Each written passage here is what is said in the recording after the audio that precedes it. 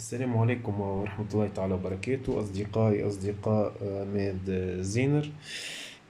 في الحقيقة أنا أعمل هذا الفيديو وأنا مستاء، ومن يتابعني سيلاحظ بأن فيديوهاتي الأخيرة آم، آم، درجة الاحترافية يعني في كالصورة كالمونتاج أصبحت ضعيفة، لأني حقيقة بدأ اهتمامي بالقناة يضعف، والسبب هو قلة المشاركات، وأنا لا أشتري لايكات ولم أقم بعمل سبونسورينج لقناتي. لكن هناك الكثيرين من يقوم بمشاهدة الفيديو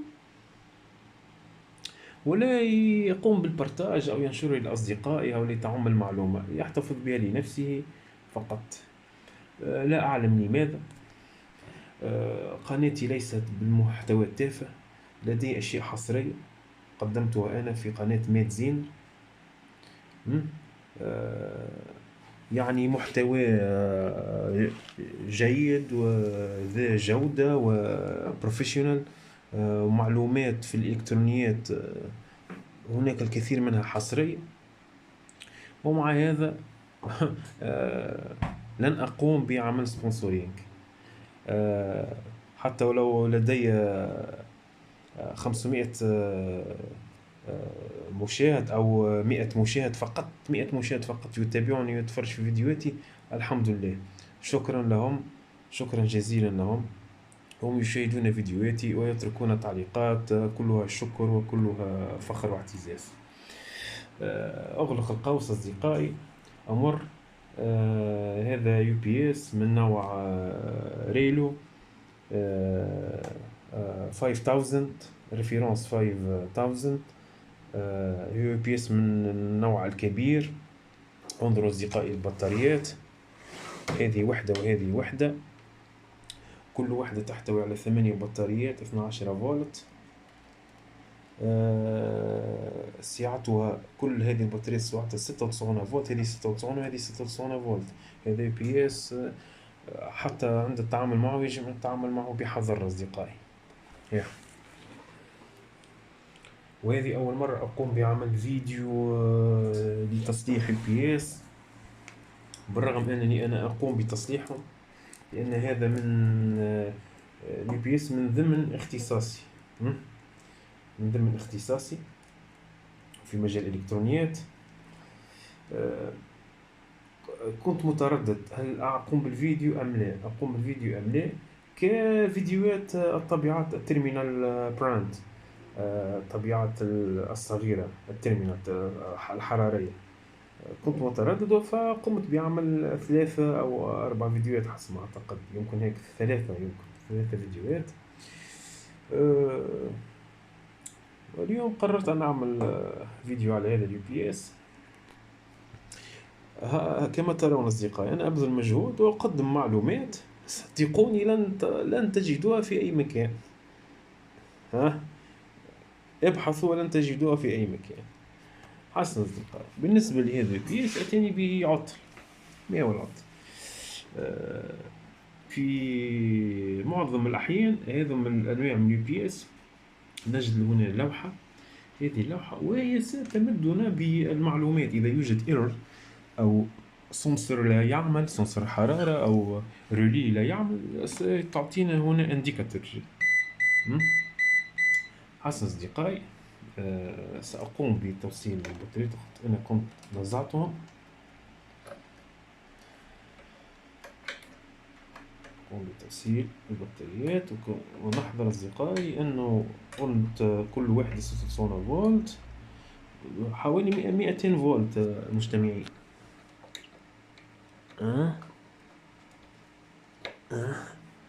حسنا، أعتذر أصدقائي على قطع الفيديو، لقد أتتني مكالمة هاتفية. حسن أمر عند تشغيل اليو بي اس. انظروا، نضغط هكذا يأتينا كود ايرور سي 01 C01 ولا يعمل اليو بي اس. ننزع ينطفئ، يعني اليو بي اس لا يعمل به كود ايرور C01. حسنا أصدقائي، بالنسبة لليو بي اس حتى نقوم بتصليحهم دائما نذهب إلى المصنع. نذهب إلى المصنع، لدينا مانيوال. هذا المانيوال نذهب ونبحث على الايرور. هكذا أصدقائي بالنسبة لتصليح الأجهزة التي بها أكواد خطأ، كاليو بي اس، كالمكيفات، كالغسالات. دائما نتبع الكود، لأن المصنع يضع أكواد بسبب تعقيد الجهاز، يضع أكواد حتى نعرف السبب. حسنا أصدقائي، وبطبيعة الحال إذا قرأنا الكود يجب أن نعرف أين نذهب مباشرة، لا نبقى نبحث. حسنا أصدقائي، الكود هو C01. نذهب إلى الحاسوب.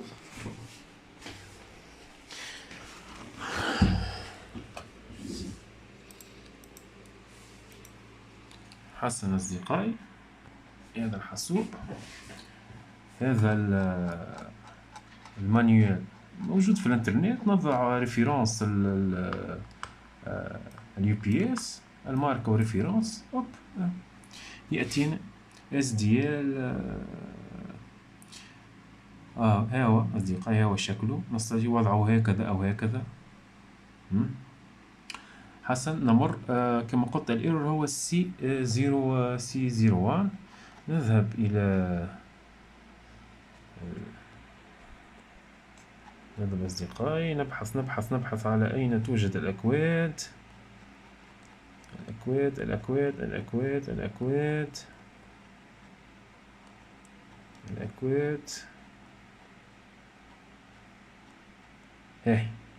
هذم كلهم الأكواد. نذهب أصدقائي إلى هذه ال A وهذه ال F وهذه السي. هو يظهر لنا C01 أصدقائي. ها هو لهنا في description ماذا يقول؟ remote shutdown command. remote shutdown command أصدقائي، عندما تقرأه هكذا remote shutdown command. ما هي remote shutdown command؟ بالنسبة لل UPS هذا أصدقائي يتوفرون على خاصية، وهي تحكم في إطفاء الحاسوب. قلت الحاسوب، في التحكم في إطفاء ال UPS عن بعد.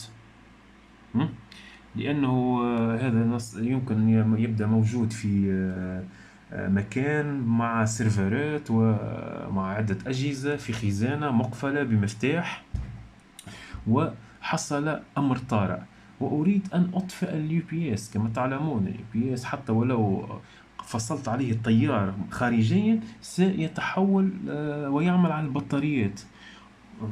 فهمتم أصدقائي؟ يعني هو موصل بالكهرباء، عندما حتى ولو قطعت الكهرباء الخارجي للشركة أو للمنزل أو إلى المنشأ الموجود فيه اليو بي اس لن يتوقف، بالعكس سوف يتحول على البطارية ويبقى ويعمل. وأنا لدي مشكل، يجب أن أطفئ اليو بي اس. سأطفئه بالبوتن عادي، لكن ماذا لو كان اليو بي اس موجود في مكان وهو مقفل في خزانة؟ كما تعلمون في السيرفرات في الشركات هناك سيرفرات اليو بي اس وتكون خزانة مقفلة بمفتاح في معظم الأحيان، هذا المفتاح يكون عند هذا التقني أو المهندس الاتصالات، يكون لديه المفتاح، هو الوحيد الذي لديه الأكسس للدخول. فالمصنع عمل هذه البوتن ريموت شت داون كوماند، هي بوتن خارجية نقوم بتركيبها. فعند الضغط عليها، هي بوتن سأضع صورتها في الفيديو في المونتاج. عند الضغط عليها يتوقف اليو بي اس، تكون خارجية بكابل. حسن أصدقائي، C01 Remote Shutdown Command. حسن، سوف أريكم، سوف أشرحها هنا. حسن أصدقائي، أين هي؟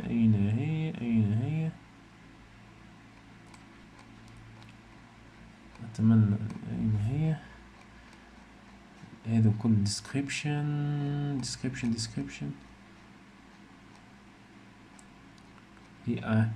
هي أصدقائي حسنا.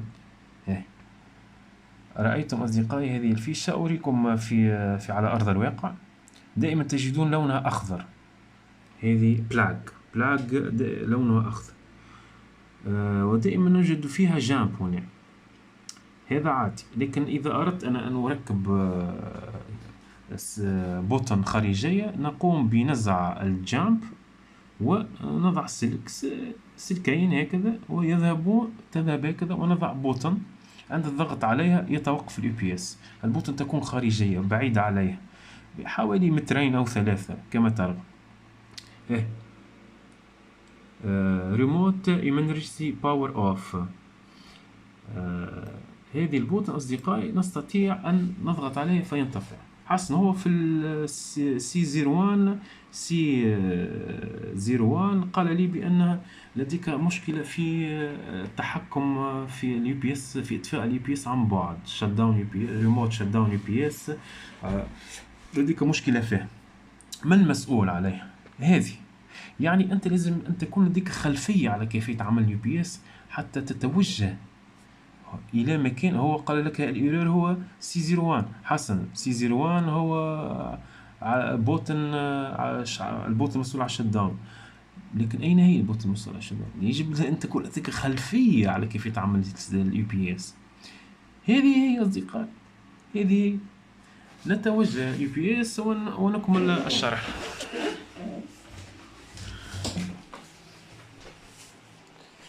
حسنا أصدقائي، كما قلت لكم هي تبدأ في موجودة في الخلفية. أنا لقد نزعت الكارتة كامل.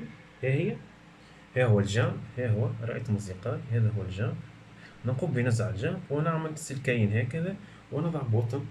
عند الضغط عليها هي تكون ممررة للتيار، لكن عند الضغط هي تفصل يتوقف اليو بي اس. حسنا أصدقائي، أنا سوف أنزح الكارت. لماذا ظهر هذا الإيرور؟ هل هي ليست موصلة؟ لا، بالعكس، هي موصل، هذا يعمل. لكن عند تثبت في الكارت ماذا نجد أصدقائي؟ انظر إلى هذا الريزيستانس، هذه المقاومة كيف هي محترقة. رأيتم أصدقائي؟ محترقة. حسن، في هذه الحالة يا نغير هذه الكارت، يا نقوم بفحص جميع المكونات هذا، ونفحص الديود زينة، ونفحص هذه الاي سي والمكثفات، نفحصها ونرى ما هي القطع المحترقة ونقوم بتغييره. لكن أصدقائي كتست مبدئي هو أنزع هذه الكارت، هذه سأستغنى عليها. والآن نذهب ونجرب اليو بي اس، هل سيعمل أم لا؟ إذا عمل وتخطى هذا الإيرور يعني بأن السبب هو من تلك الكارت فقط، لا يوجد سبب آخر.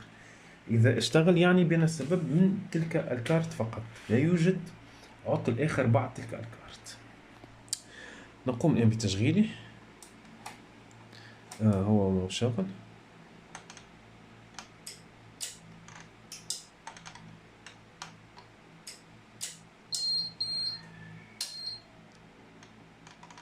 كما تلاحظون أصدقائي اشتغل اليو بي اس.